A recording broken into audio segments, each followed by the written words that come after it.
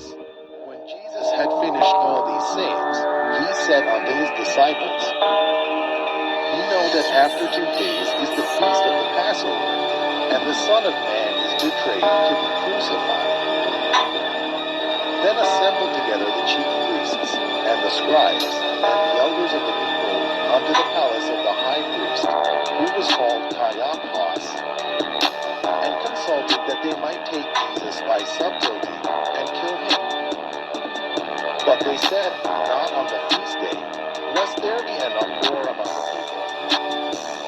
Now when Jesus was in Bethany, in the house of Simon the leper, there came unto him a woman having an alabaster box of very precious ointment, and poured it on his head, as he sat at meat. But when his disciples saw it, they had indignation, saying, To what purpose is this waste?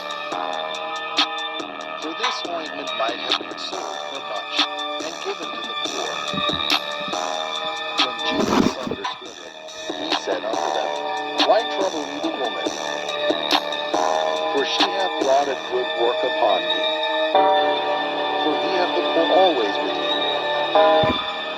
but me ye have not always.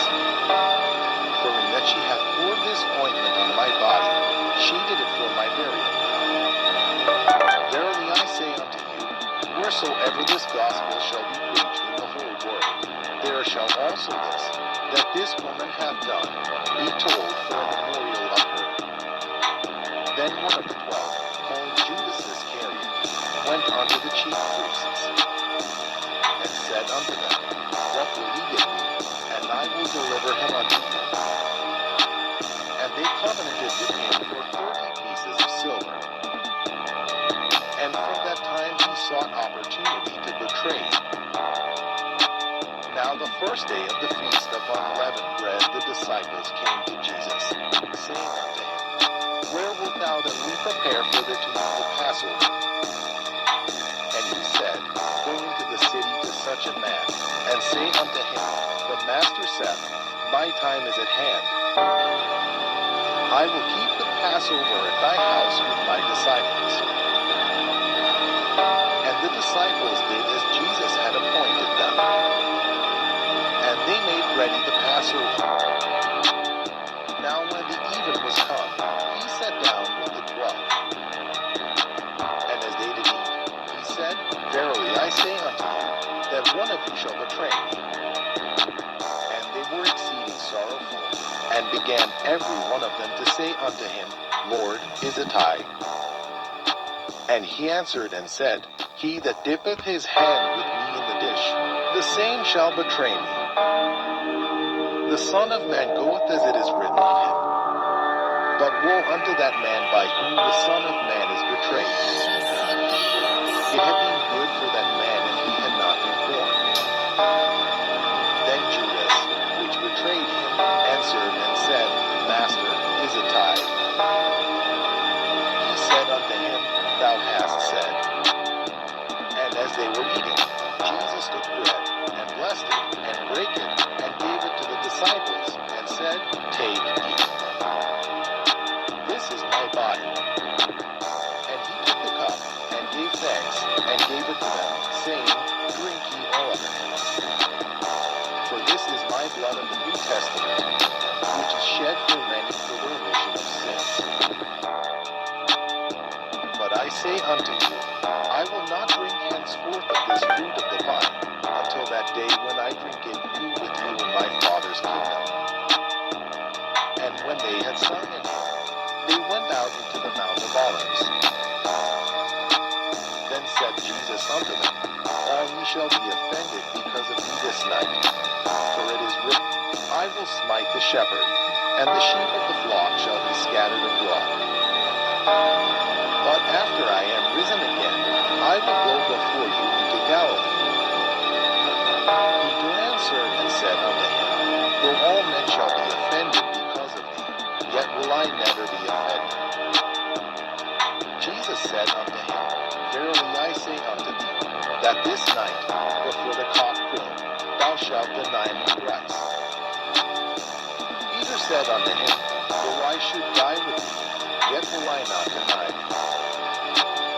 likewise also said all the disciples. Then cometh Jesus with them unto a place called Gethsemane, and said unto the disciples, Sit ye here, while I go and pray yonder. And he took with him Peter and the two sons of Zebedee, and began to be sorrowful and very heavy. Then said he unto them, My soul is exceeding sorrowful, even unto death. Tarry ye here, and watch with me. And he went a little further, and fell on his face, and prayed, saying, O my Father, if it be possible, let this cup pass from me. Nevertheless, not as I will, but as thou wilt. And he cometh unto the disciples, and findeth them asleep, and saith unto Peter, What, could we not watch with me 1 hour? Watch and pray, that ye enter not into temptation. The spirit indeed is willing, but the flesh is weak. He went away again the second time, and prayed, saying, O my Father, if this cup may not pass away from me, except I drink it, thy will be done. And he came and found them asleep again, for their eyes were heavy. And he left them, and went away again, and prayed the third time, saying the same words. Then cometh he to his disciples, and said unto them, Sleep on now, and take your rest. Behold, the hour is at hand, and the Son of Man is betrayed into the hands of sinners. Rise, let us be going. Behold, he is at hand that doth betray me. And while he yet spake, lo, Judas, one of the 12, came, and with him a great multitude with swords and staves, from the chief priests and elders of the people. Now he that betrayed him gave them a sign, saying, Whomsoever I shall kiss, that same is he. Hold him fast. And forthwith he came to Jesus, and said, Hail, Master, and kissed him. And Jesus said unto him, Friend, wherefore art thou come? Then came they, and laid hands on Jesus, and took him. And, behold, one of them which were with Jesus stretched out his hand, and drew his sword, and struck a servant of the high priests, and smote off his ear. Then said Jesus unto him, Put up again thy sword into his place. For all they that take the sword shall perish with the sword. Thinkest thou that I did not now pray to my Father, and he shall presently give me more than 12 legions of angels? But how then shall the scriptures be fulfilled, that thus it must be? In that same hour said Jesus to the multitudes, Are ye come out as against a thief with swords and staves for to take me? I sat daily with you teaching in the temple, and ye laid no hold on me. But all this was done, that the scriptures of the prophets might be fulfilled. Then all the disciples forsook him, and fled.